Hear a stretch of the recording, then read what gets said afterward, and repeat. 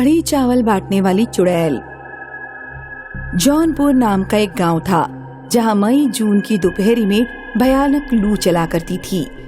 गांव के लोग दोपहर में घर से बाहर नहीं निकला करते थे और न ही कोई अपने बच्चों को घर से बाहर भेजता था। दोपहर को घर से बाहर ना जाने का कारण केवल लू नहीं था। गांव के बीच में एक छोटा सा जंगल था। उस जंगल में दोपहर के समय एक चुड़ैल भगोना लेकर खड़ी होती थी और जंगल से कोई गुजरता तो चुड़ैल उसे कढ़ी चावल खाने को देती। जो भी चुड़ैल के कढ़ी चावल खा लेता उसे भयानक भूख लगती। चुड़ैल उस पर हावी हो जाती और फिर वो अपनी मनमाने काम कराती।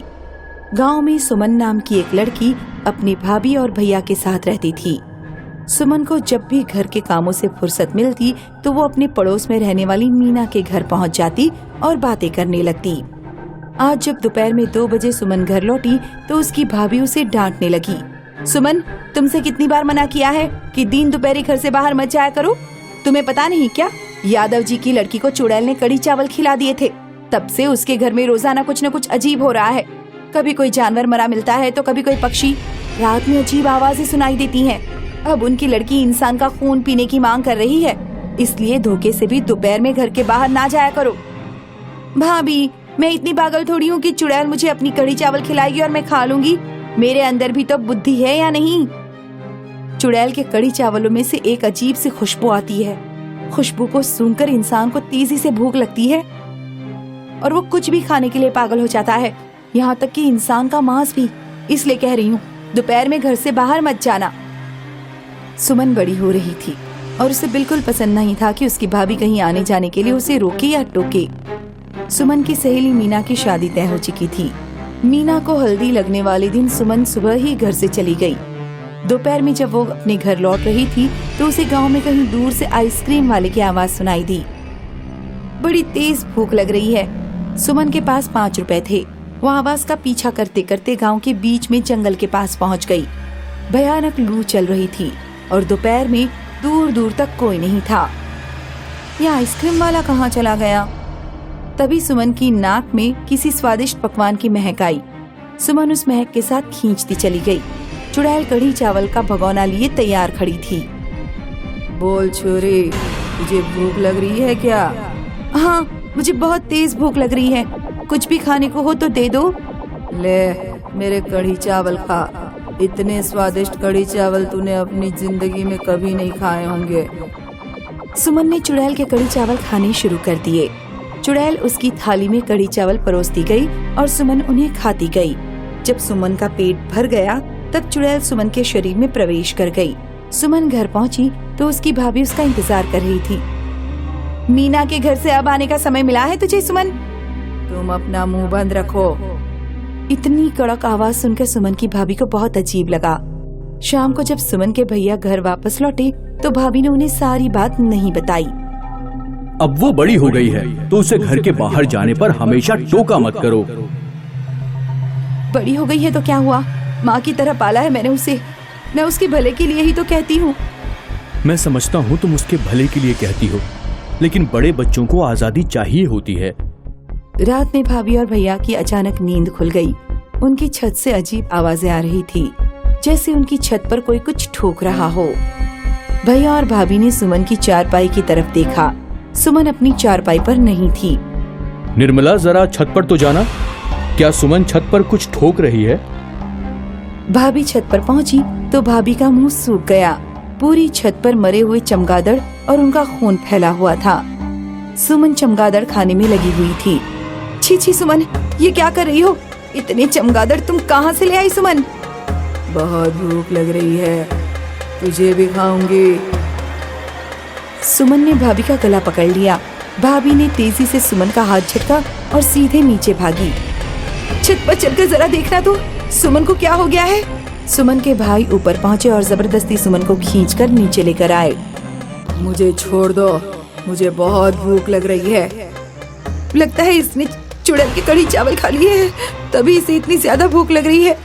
हमें इसको बांधना होगा, वरना इसके हाथ पैर नहीं रुकेंगे। इससे पहले कि सुमन के भाई उसे बांध पाते, सुमन ने अपने भाई को जोर से धक्का दे दिया। भाई का सिर नल से जा लगा और वे बेहोश हो गए। सुमन ने घर में दौड़ रहे एक चूहे को पकड़ लिया और उसे खाने लगी। भाभी बहुत घबरा गई और घर से बाहर मदद के लिए भागी। गांव में कैलाश नाम का एक भगत रहता था जो भूत प्रेत और टोना टोटका में विशेषज्ञ था। निर्मला भागकर सीधे कैलाश के घर पहुंची। भगत जी, दरवाजा खोलिए। क्या हुआ निर्मला, इतनी रात को मेरे पास क्यों आई हो? भगत जी, मेरी ननद पर चुड़ैल चढ़ गई है। उसने मेरे पति को घायल कर दिया है। जल्दी चलिए, कहीं कुछ अनहोनी न हो जाए। भगत ने एक उस्तरा उठाया और निर्मला के साथ चल दिया। भगत जी, आप अपने साथ उस्तरा लेकर क्यों आए हैं? क्योंकि चुड़ैल की शक्ति उसके बालों में होती है। निर्मला और भगत जब घर पहुँचे तो उन्होंने देखा कि घर के अंदर चूहों का ढेर लगा हुआ है। सुमन बेहोश पड़े अपने भाई की तरफ हंसिया लेकर बढ़ रही थी। तभी भगत ने पीछे से सुमन के बाल पकड़ लिए। बाल पकड़ते ही चुड़ैल भगत के कब्जे में आ गई। भगत ने उस तरह से सुमन के सारे बाल उतार दिए और उसे गंजा कर दिया। जब सुमन सामान्य हो गई, निर्मला पानी के छींटे मारकर अपने पति को होश में ले आई। क्या हुआ भाभी भैया, मेरे बाल क्यों काट दिए और ये भगत जी घर पर क्यों आए हैं? तुमने चुड़ैल के कढ़ी चावल खा लिए थे, इसलिए ये सब हुआ है। मैं ऐसे बिना बालों के नहीं रह सकती। अब बाल जब तक बड़े ना हो तब तक इंतजार करना पड़ेगा और वहाँ जाकर कढ़ी चावल खाओ। मैं तो मना कर कर के थक गई। दोपहर में घर से बाहर कभी न जाना, अब भुगतो। उस दिन के बाद सुमन ने कान पकड़ लिए कि वो दोपहर में किसी भी कारण घर से बाहर नहीं जाएगी। भीरपुर नाम का एक गांव था जहां सोने के आभूषण पहनने पर रोक थी। शादी ब्याह में भी सोने का लेन देन नहीं होता था। अगर कोई सोना पहने हुए पकड़ा जाता तो उस पर जुर्माना लगाया जाता। एक दिन शंकर नाम का सेठ अपनी पत्नी के साथ गांव में रहने आया। शंकर और उसकी पत्नी दिखावटी थे। गांव में अपनी अमीरी का दिखावा करने के लिए वो दोनों खूब सोने चांदी के आभूषण पहन कर आए थे। गांव में रहने वाली कमला शंकर और उसकी पत्नी से मिलने गई। बहन जी, आप क्या गांव में नहीं आई हैं?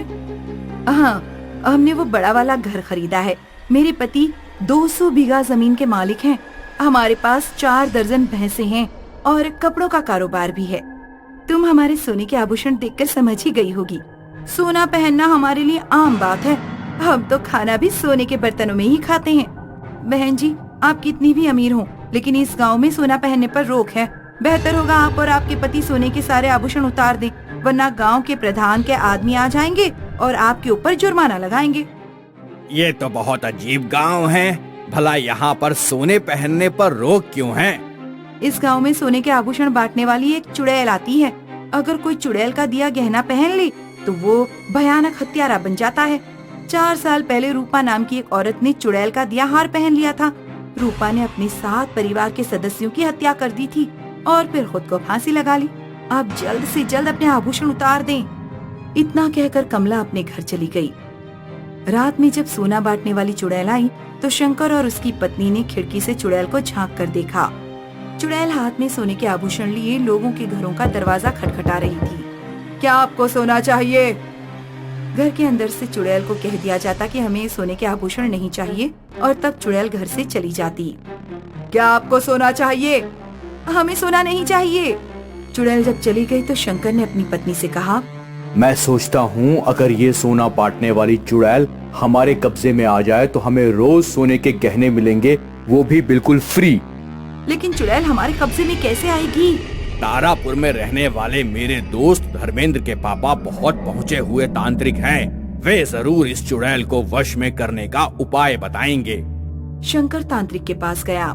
मेरी ताबीज ले जाओ, इसे पहन लेना और अपनी पत्नी को पहना देना।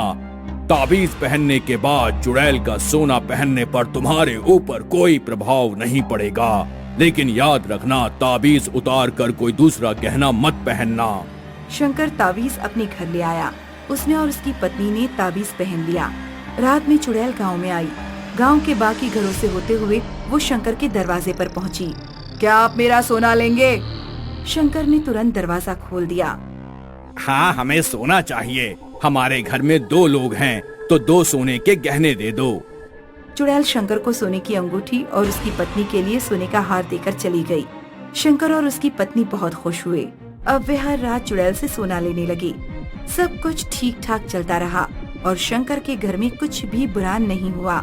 एक दिन शंकर की पत्नी शीशे के सामने खड़ी होकर सोचने लगी, यह हार बहुत खूबसूरत है, इसे मुझे अपने गले से ताबीज निकाल कर पहनना चाहिए। शंकर की पत्नी ने ताबीज निकाल दिया और हार अपने गले में पहना। हार गले में पहनते ही शंकर की पत्नी की आंखें सफेद पड़ गईं और चेहरा नीला पड़ने लगा। उसके मुंह के दोनों किनारों से खून निकलने लगा। कुछ देर बाद जब शंकर घर पहुंचा तो उसने देखा कि उसकी पत्नी जमीन से चींटियां बिन बिन कर खा रही है। गीता, ये तुम क्या कर रही हो? जब गीता ने शंकर की तरफ देखा तो शंकर गीता का पिशाचों जैसा चेहरा देखकर बुरी तरह डर गया। गीता, ये तुमने अपना क्या हाल बना रखा है? जाओ, जाकर अपना मुंह धो लो। तेरा खून पीकर ही मेरा चेहरा खूबसूरत होगा। इतना कहकर गीता शंकर की ओर बढ़ी। शंकर ने देखा कि गीता के गले में ताबीज नहीं है और उसने हार पहन रखा है। शंकर सारी बात समझ गया। वो तुरंत ही घर से भाग गया और सीधे तांत्रिक के पास पहुंचा।